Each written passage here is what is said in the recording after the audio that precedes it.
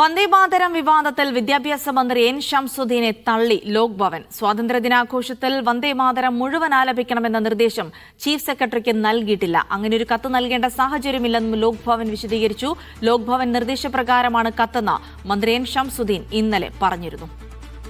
വിജിൻ വായനോട് വിവരങ്ങൾ നൽകും. വിജിൻ, ഇത്രയും വിവാദമായ ഒരു കത്ത് നൽകിയിട്ടില്ല എന്ന് ലോക് ഭവൻ തന്നെ വിശദീകരിക്കുമ്പോൾ, കത്തിൽ അങ്ങനെ ഒരു നിർദ്ദേശം നൽകിയിട്ടില്ല എന്ന് ലോക് ഭവൻ വിശദീകരിക്കുമ്പോൾ ഇനി മന്ത്രിയാണ് മറുപടി പറയേണ്ടത്.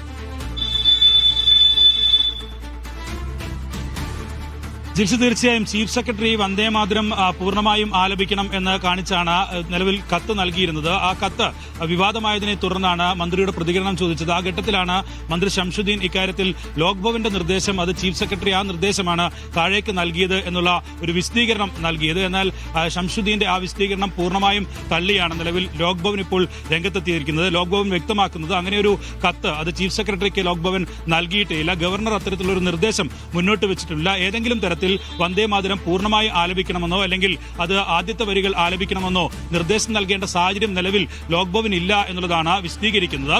നേരത്തെ എൻ ഷംസുദ്ദീൻ തന്നെ വ്യക്തമാക്കിയതിന് അതിനൊരു മറുപടിയായിട്ടാണ് ലോക് ഭവൻ ഇപ്പോൾ ഇക്കാര്യങ്ങൾ ഒരു വ്യക്തത വരുത്തിക്കൊണ്ടുള്ള ഒരു നിലപാട് അത് ലോക് ഭവൻ നിലവിൽ സ്വീകരിച്ചിട്ടുള്ളത് എന്നുള്ളത് തന്നെയാണ്. എന്തായാലും ഇപ്പോൾ അത് വ്യക്തമാകുന്നത് കേന്ദ്ര സർക്കാരിന്റെ നിർദ്ദേശപ്രകാരമാണ് ചീഫ് സെക്രട്ടറി ഇങ്ങനൊരു കത്ത് നൽകിയിരിക്കുന്നത് എന്നുള്ളതാണ്. കേന്ദ്ര സർക്കാർ നൽകിയ ഉത്തരവ് ഉൾപ്പെടെ അത് പുറത്തു വരികയും ചെയ്തിട്ടുണ്ട്. അതിൽ ഒരു വ്യക്തത വരുത്താതെയുള്ള ഒരു വിശദീകരണമാണ് നിലവിൽ എൻ ഷംസുദ്ദീന്റെ ഭാഗത്തു നിന്നുണ്ടായത് എന്നുള്ളതാണ് ഇപ്പോൾ മനസ്സിലാക്കാൻ കഴിയുന്നത്. ലോക് ഭവൻ കൂടി അക്കാര്യത്തിൽ ഇപ്പോൾ വ്യക്തത വരുത്തുകയാണ്. ദിൽസി.